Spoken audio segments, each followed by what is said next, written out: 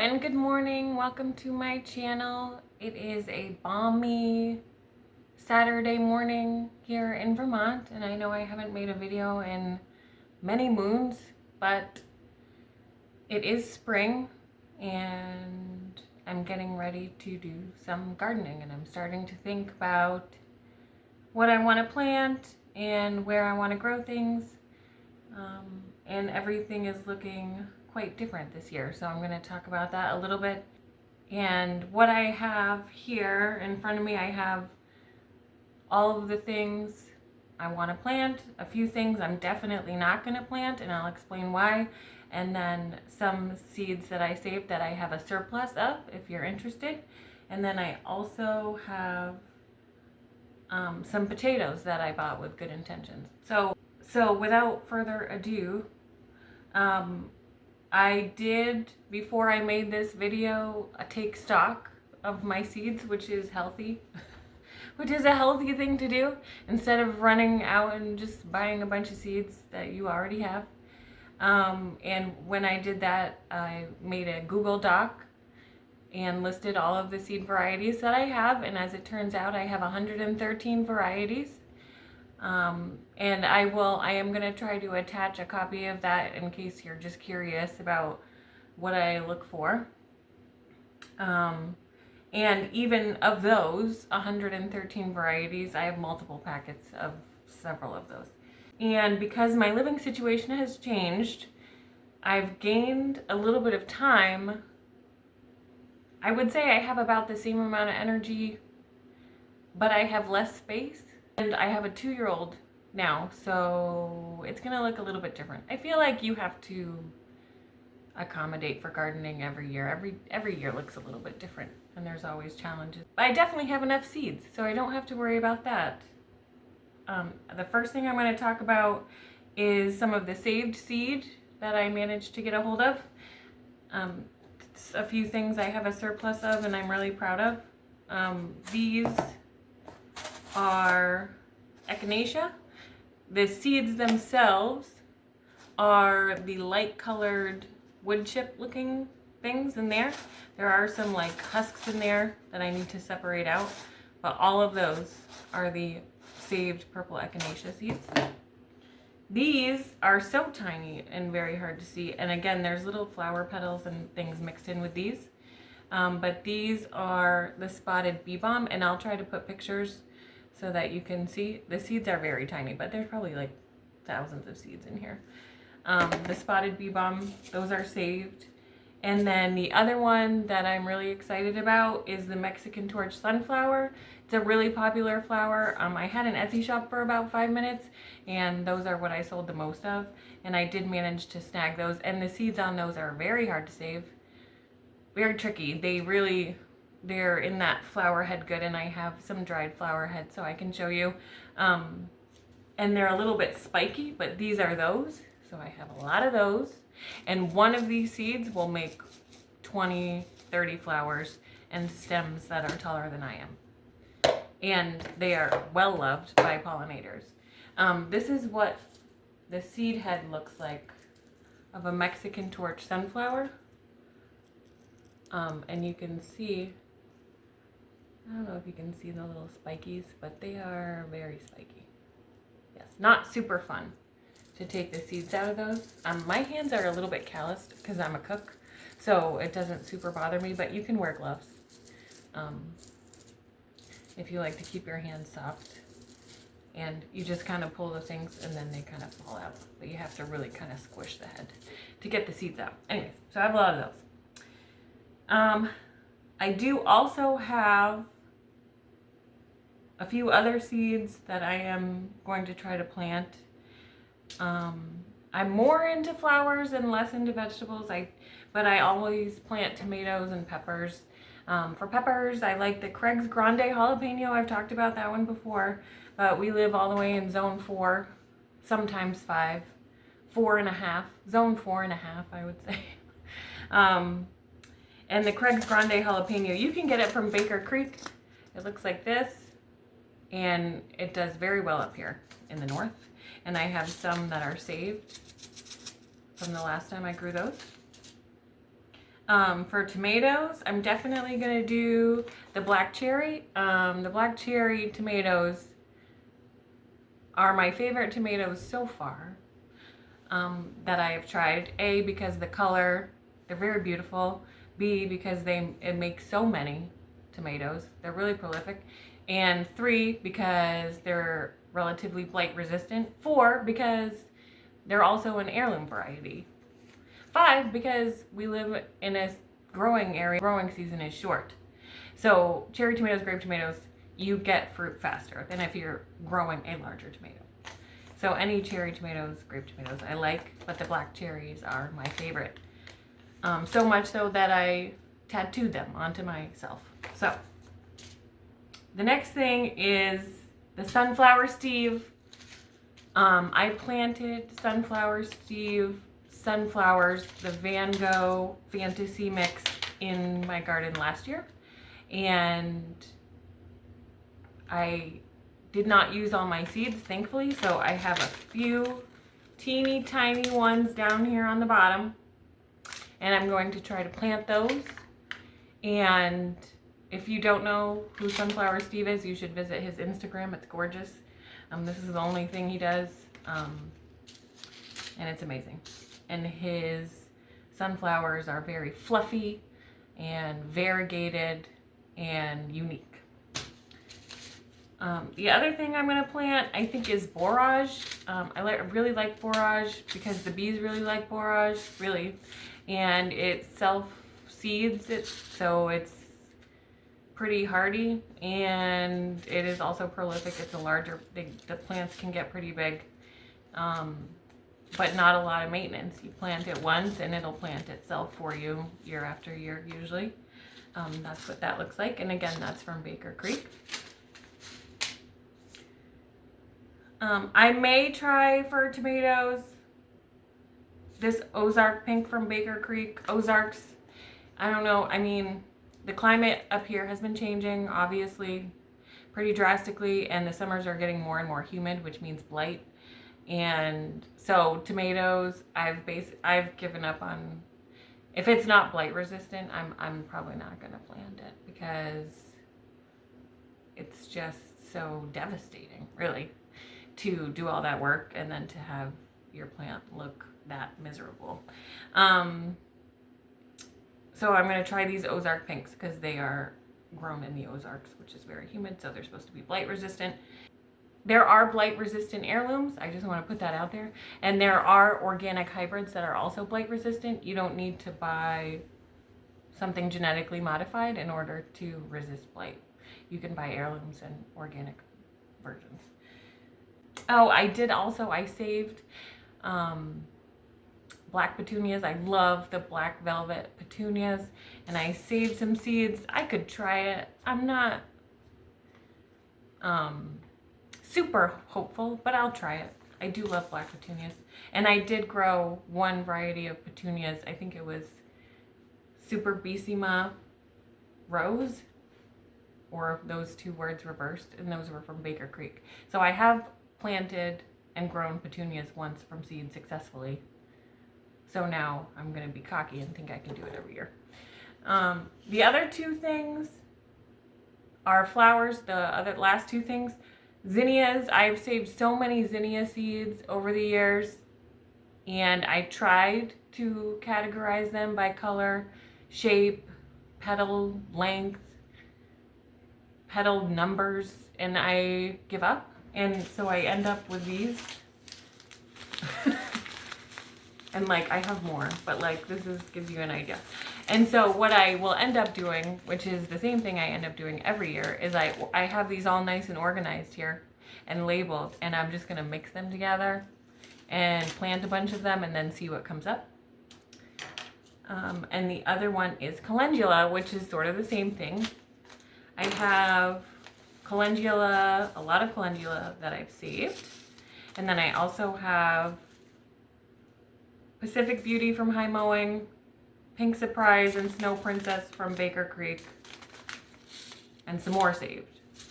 So I'll probably do the same thing, mix them all together, plant them all, and see what comes up. I love calendula seeds, by the way. They look so cool to me. They look like something, they look like some kind of weird sea creature. And I just love it. The things I'm definitely not going to be planting this year. Dahlia seeds or dahlias of any kind. I love dahlias so much. But A, I can't afford them. B, they are fussy. They're fussy. And I don't have the energy to give them the kind of attention that they deserve. But maybe next year. The other thing I'm not planting this year or ever again are these yellow pear tomatoes. They are so gorgeous, aren't they? And they're such a pretty color, and they're such a unique shape, but don't be fooled. Don't be fooled. Okay, it's a trap. They get horrible blight every year. I barely get any tomatoes. They get horrible blight. They look lovely in a mango salad. I've made it before. But I'm not planting them again. I will not be fooled. Another thing I definitely won't be planting is St. John's wort, milkweed, and mullein. All for the same reason. I've tried, that's the first reason I've tried and failed many times. And B, you can find those out here in the wilderness. And usually when you find one, it's among many. So if you dig one up and move it, it will take care of itself and self-seed, and you don't have to do anything, which is much easier than trying to get one or two teeny tiny microscopic seeds to do something for you. Just find it in the wild where there are many, take one and be done with it. I may also do a couple of these Casper pumpkins. Maybe, we'll see. Anyways, so that's the what I'm going to be planting, and now for the where, because I do not have the space that I had before. So where I live in an apartment building now, and the apartment does have a good-sized community garden. So I may do that. A lot of people had told me about the community garden at the hospital, so I may utilize that. There is a garden I started at the school where I work. It's an alternative high school, so I'll probably be planting things there. If you know of a space, just let me know, and I will be starting things here. I'm hopefully going to be able to set up like a temporary greenhouse out back here. I'm going to email my landlord and just ask for permission first before setting that up. And hopefully she says yes. And then if that's the case, I'll have plenty of plants to share and plant all over the place is the plan. And also, like, I should go to my parents' house and work on my dad's garden. That needs help. And he's got a few things going on. Actually, the other thing I have saved that I don't think I brought up, which is weird because it's right here. Oh, apple of Peru. That's a good one for his garden. He likes blue, so this would be a good one for him. Apple of Peru is really nice. It's also called the shoe fly plant. Something about if you mix the leaves, if you like muddle them with milk, it works as a fly repellent. I mean, if you leave milk, I feel like it repels everything after a while. But that's the idea. And they grow really tall, and they have these really pretty blue flowers. I'll see if I can find a photo to put up here. And so many seeds. And the kids love these too, because when the pods look like little lanterns, and the kids in the fall will pop them and get tons of seeds will fall out. But it's kind of like that other plant that I can't think the name of right now, where you touch the little thing and it pops. Anyway, really pretty and tall and big. It's almost like a mini tree. The apple of Peru. And bees love it because they love the color blue also. So I'll plant that. I'll try to get some of those up to my dad's place. Oh, I do want to go back to the school garden for a minute just to share my experience so far with the school garden. So at the school, we only have 3 raised beds. 2 I got from Amazon. 1 was donated. We also have a small clay strawberry planter, with the the strawberries. And last year I didn't do much with it. I planted perennial herbs that I knew would come back and would be pretty hardy every year, and I mulched it heavy because I was like, I don't want to be here all summer watering this thing. So, and ta-da, so many things came back. Just as the snow melted the other day, I walked over and there was chamomile, bee balm, lavender, rosemary, thyme, sage, all the things all my favorite things, and they're all coming back. Even dill, which I don't know, we'll see, but I looked at the base of the dill stems that had died and there was green down there. So I'm just saying it might come back. So that's really exciting. So I will probably plant tomatoes and peppers also, and I will have the kids. I've tried having kids plant seeds indoors and they don't like it to do it as much as they enjoy planting plants outdoors. So I will probably be taking care of the seedlings until I can get them to a decent size, and then I'll just bring the kids outside and have them plant the actual plants. I feel like they get more out of it that way. And it's almost like when they plant a seed, they think it's not going to do anything, and then conditions in the kitchen in the basement are kind of rough. It's not a great environment. So it's better if I kind of like get them to a certain point, and then just have the kids plant the plants. Oh, and they go out in so much aromatherapy too, which is nice. All those plants I just said. If you're working on a school garden that's going to sit all summer and you want to check on it maybe twice. I think that garden I checked, I checked it like twice all summer last summer. And you have to water heavy, mulch thick, and then just walk away. And I mulch everything, vegetables, corn. People probably laugh at me. All kinds of stuff. I mulch everything. Mulch is very important, especially if you don't want to be watering every single day, and especially as temperatures rise, which they will. With the strawberry planter, I think I'm going to try out these potatoes. I've never planted potatoes in a strawberry planter before, but I'm thinking that potatoes only grow upwards, right? So you plant a potato, it grows, you add material, it grows, you add material, it grows, you add material. So your first potato is way down here. A strawberry planter is tall. It has holes going all the way up. So I'm thinking we'll put in a little bit of soil or compost, stick a potato in the bottom holes, watch them grow, add some more potatoes, add some more compost, add some more potatoes, and see what happens. That's the plan, and I will take photos and let you know how it goes, because I have these Tasteful Selections organic honey gold bite-sized, so perfect size for those little holes, potatoes, buttery sweet flavor, velvety gold flesh, and delicate skin. And I was gonna cook them and eat them, and that didn't happen. So they've been in my cupboard, and I just deep cleaned my kitchen. Took me 4 hours, and I found these. So these are going in the strawberry container. And I think that's it. I think that's everything.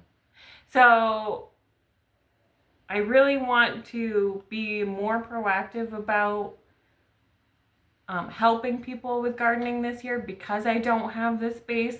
If you have space, or if you want help, or if you know anybody that loves gardening but can't quite get out there the way that they used to or want to, you can send me a DM, and I have the most weekends free now where I can be of some use. I would like to be of some use.